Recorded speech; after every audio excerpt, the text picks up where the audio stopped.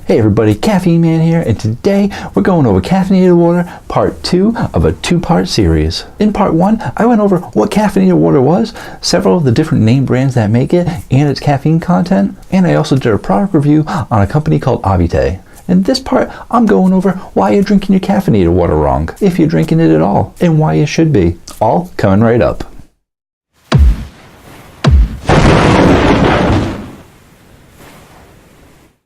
Hey everybody, thanks again for joining me. If this is your first time here, this is part 2 of a 2-part series, so feel free to go check out part 1. It goes over all the basics of caffeinated water and what it is. In this part, I'm going to tell you why you're drinking your caffeinated water wrong. That's how you drink it, right? Brah, maybe for some people, but that's not how Caffeine Man drinks his caffeinated water. So let's get right into this. In part 1, I showed you several name brands, including Avite water.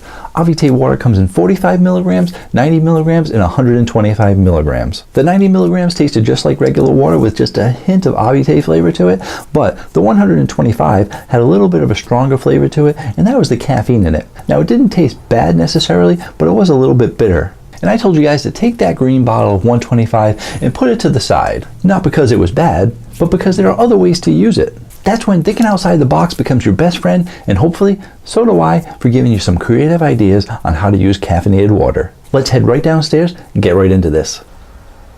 Well, what do we have here? A Keurig machine. Are we gonna make some coffee? Perhaps.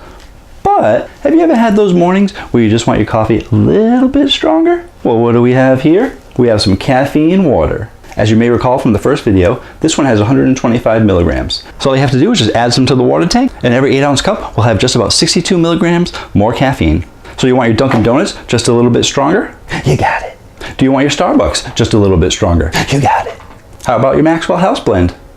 You can make that stronger as well. Or what about your Keurig chai, hot chocolate, or any other coffee that you want? You can always make it stronger. You got it.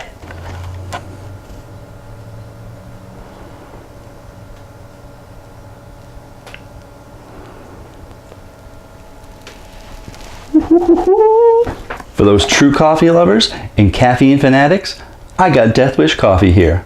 Have you ever wanted your Death Wish coffee just a little bit stronger, but Death Wish coffee is the strongest one on the market? Not anymore. Just put these two bad boys together and you get a caffeine fix.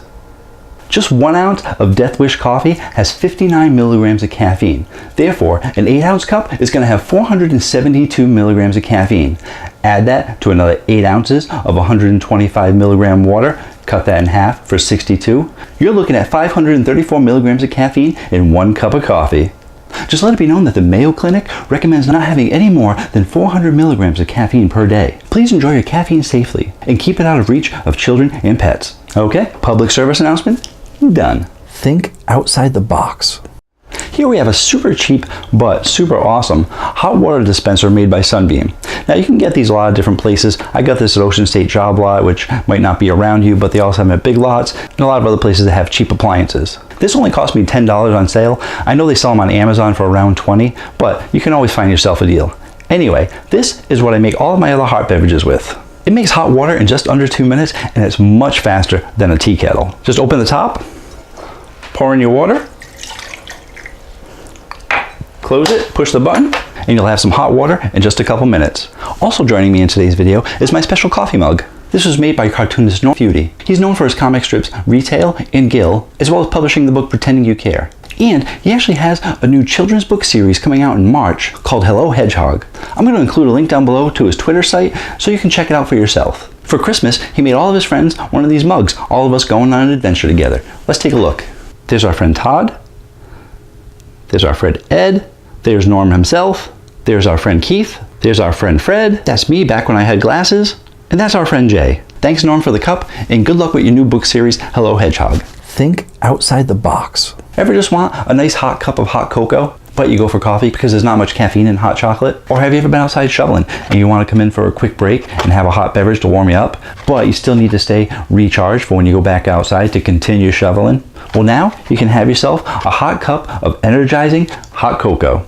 On average, most hot chocolate has about 5 milligrams of caffeine. Some of them don't have much caffeine at all. But the cocoa bean does have caffeine in it, so most chocolate does have caffeine. But now you can have a cup of 67 milligram hot chocolate, which is almost the same as a standard cup of coffee. So just think about it. Any beverage that you can make with water, you can now make with caffeinated water. It's all about thinking outside the box. Why just drink a water bottle with caffeine water when you can make so many other drinks with caffeine water? And as for that slight bitter taste that I mentioned, all that goes away with any kind of flavoring from any other drink. The coffee easily covers it up. The hot chocolate easily covers it up. Any drink can now be caffeinated. What was that? Oh, you're welcome. You're welcome too. Think outside the box.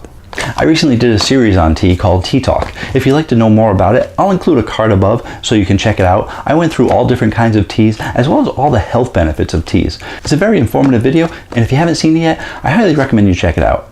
Now, I've always been a fan of tea, and I usually always go for the black tea because if I'm not going to have coffee, I still need to get my caffeine from somewhere, and this has about between 30 and 40 milligrams of caffeine in it, which is just about half of what a normal cup of coffee has. But I do know it has tons of health benefits, so I usually go with it.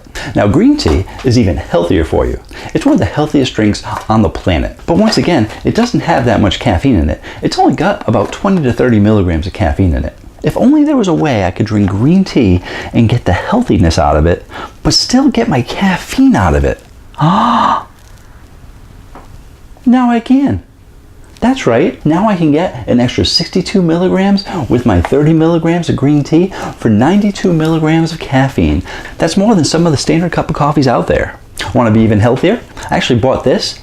It's a matcha green tea latte. Matcha is even healthier than green tea because 1 cup of matcha green tea is the equivalent of 10 cups of regular green tea. Matcha is still only going to have about 20 to 30 milligrams, but it has a lot more health benefits. And now, if you can kick that up another 60 milligrams, you got yourself a 90 milligram cup of matcha green tea latte.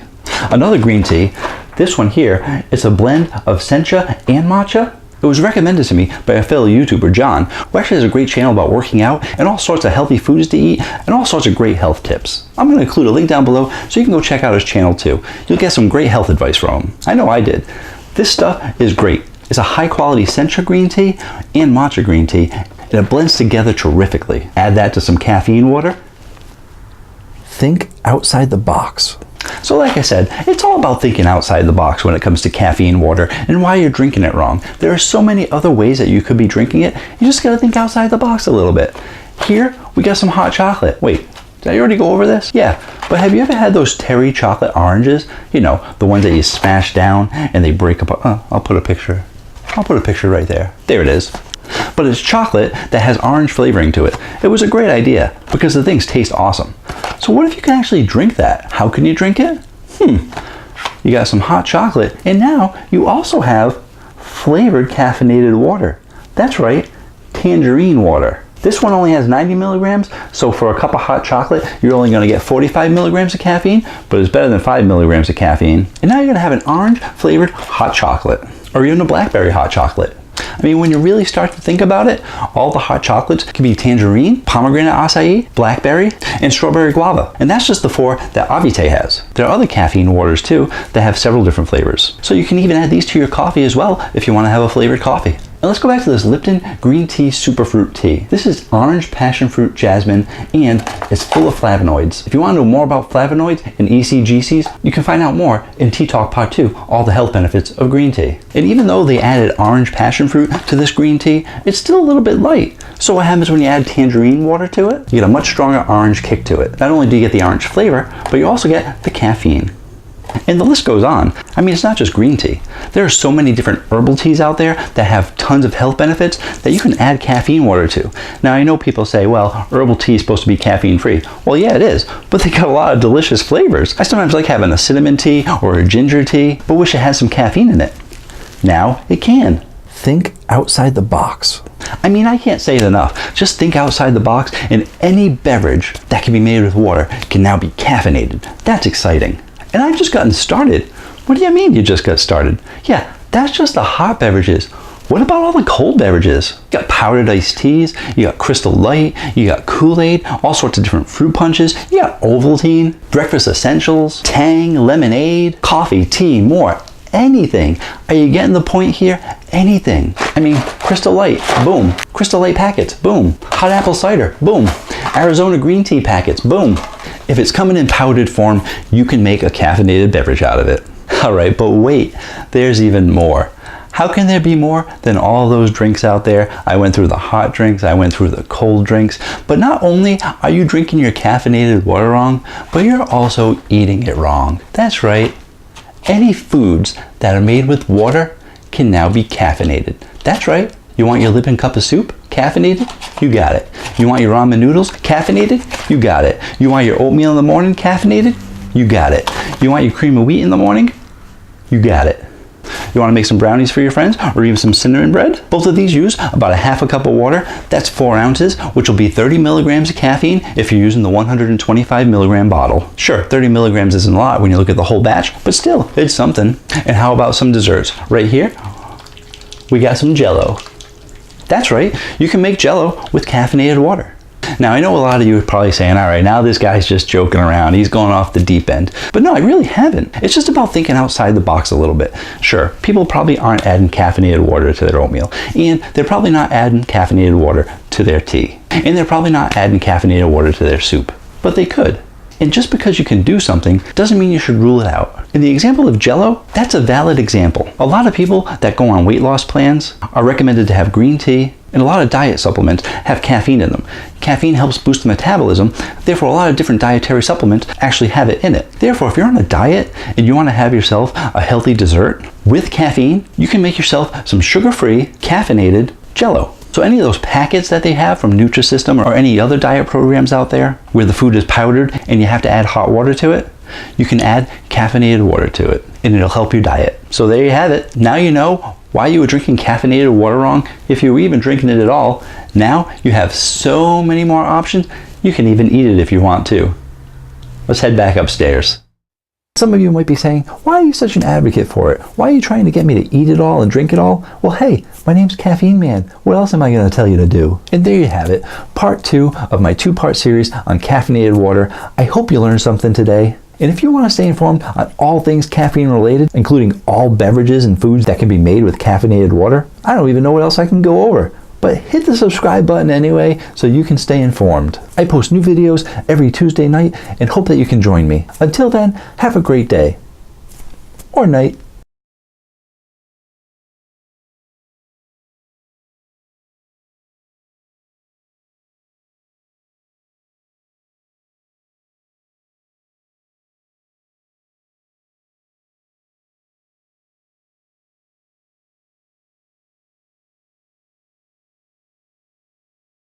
Think outside the box.